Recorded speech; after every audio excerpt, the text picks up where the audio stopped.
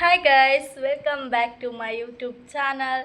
ತುಂಬ ದಿನ ಆಗಿತ್ತು ವಿಡಿಯೋ ಶೂಟ್ ಮಾಡಿಕೊಂಡು. ಆ್ಯಂಡ್ ಇವತ್ತು ನಾನು ಒಂದು ವಿಡಿಯೋ ಮಾಡೋಣ ಅಂತ ಅಂದ್ಕೊಂಡಿದ್ದೀನಿ. ಆ್ಯಂಡ್ ಇದು ಬಂದು ರೆಸಿಪಿ ವಿಡಿಯೋನೇ ಆಗಿರುತ್ತೆ. ಇವಾಗ ಒಳಗಡೆ ಹೋಗ್ತೀನಿ, ಏನು ಸಿಗುತ್ತೋ ಗೊತ್ತಿಲ್ಲ. ಬಟ್ ಇರೋದ್ರಲ್ಲಿ ನಾನು ಏನಾದರೂ ಒಂದು ಮಧ್ಯಾಹ್ನದ ಊಟಕ್ಕೆ ಸಾಂಬಾರು ಮಾಡ್ಕೊಳ್ಳೋಣ ಅಂತ ಇದ್ದೀನಿ. ಬಟ್ ನನಗೆ ಇವಾಗ ಅನ್ನಿಸ್ತಾ ಇರೋದು ಮೊಸರಿದೆ, ಸೊ ಮಜ್ಜಿಗೆ ಸಾಂಬಾರು ಮಾಡೋಣ. ಓಕೆ, ಇವಾಗ ಮಜ್ಜಿಗೆ ಸಾಂಬಾರು ಮಾಡೋದಕ್ಕೆ ಎಲ್ಲ ರೆಡಿ ಮಾಡಿ ಇಟ್ಕೊಂಡು ನಿಮಗೆ ತೋರಿಸ್ತಾ ಇದ್ದೀನಿ. ನಾನು ಇವತ್ತು ಸಿಂಪಲಾಗಿ ಮಜ್ಜಿಗೆ ಸಾಂಬಾರು ಮಾಡ್ಕೊತಾ ಇದ್ದೀನಿ. ಇದಕ್ಕೆ ನಾನು ಮೊದಲಿಗೆ ನೀವು ನೋಡ್ತಾ ಇದ್ದೀರಲ್ವ, ಸೌತೆಕಾಯಿನ ಮೇಯ್ನಾಗಿ ಬಳಸ್ಕೊತಾ ಇದ್ದೀನಿ.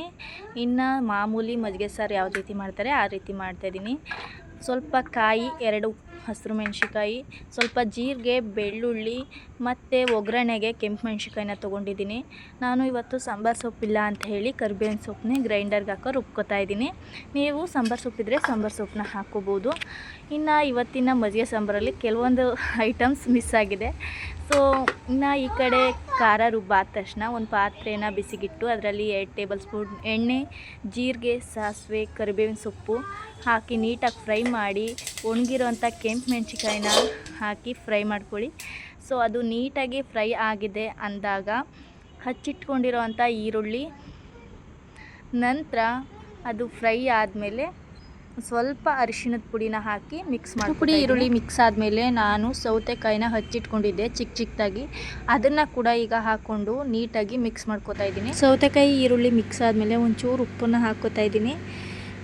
ಇನ್ನು ಮತ್ತೆ ಮೊಸರು ಹಾಕಿದ ಮೇಲೆ ರುಚಿಗೆ ತಕ್ಕಷ್ಟು ಉಪ್ಪನ್ನು ಹಾಕ್ಕೊಳ್ಳೋಣ. ಸ್ವಲ್ಪ ಈಗ ಹಾಕ್ಕೊಂಡಿದ್ದೀನಿ. ಇನ್ನು ಉಪ್ಪು ಹಾಕಿ ನೀಟಾಗಿ ಫ್ರೈ ಆದಮೇಲೆ ರುಬ್ಬಿಟ್ಕೊಂಡಿರೋವಂಥ ಮಸಾಲೆ ಏನಿದೆ ಅದನ್ನು ಹಾಕ್ಕೊಂಡು ನೀಟಾಗಿ ಮಿಕ್ಸ್ ಮಾಡ್ಕೊತಾ ಇದ್ದೀನಿ.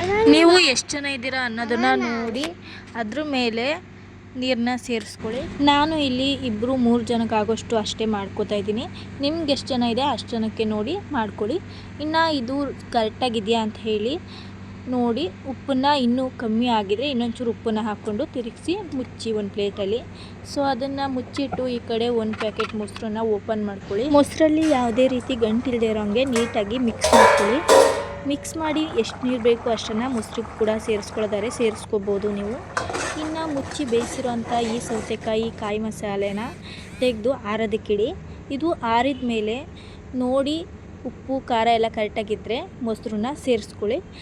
ಮತ್ತು ಮೊಸರನ್ನ ಸೇರಿಸಿ ಇನ್ನು ಜಾಸ್ತಿ ಏನು ಬಿಸಿ ಇದ್ದಾಗಲೇ ಸೇರಿಸ್ಬೇಡಿ. ಮೀಡಿಯಮ್ ಬಿಸಿ ಇದ್ದರೆ ಪರವಾಗಿಲ್ಲ, ಜಾಸ್ತಿ ಬಿಸಿ ಇದ್ದರೆ ಸೇರ್ಸೋಕೆ ಹೋಗಬೇಡಿ, ಮೊಸರು ಹೊಡೆದಂಗೆ ಆಗುತ್ತೆ. ಇನ್ನು ಆಗಿದೆ ಈ ರೆಸಿಪಿ, ನಿಮಗೂ ಇಷ್ಟ ಆಗಿದೆ ಅಂತ ನೋಡಿದ್ರಲ್ಲ. ಇಷ್ಟೊಂದು ಈಸಿಯಾಗಿರೋ ಮೊಸರು ಸಾಂಬಾರನ್ನ ನಾನು ಇಷ್ಟು ಬೇಗ ಮಾಡಿಕೊಂಡೆ. ನನಗಂತೂ ಸಿಕ್ಕಾಬಟ್ಟೆ ಖುಷಿ ಆಯಿತು ಇವತ್ತು. ನೀವು ಈ ರೆಸಿಪಿನ ಖಂಡಿತ ಒಂದ್ಸರಿ ಟ್ರೈ ಮಾಡಿ.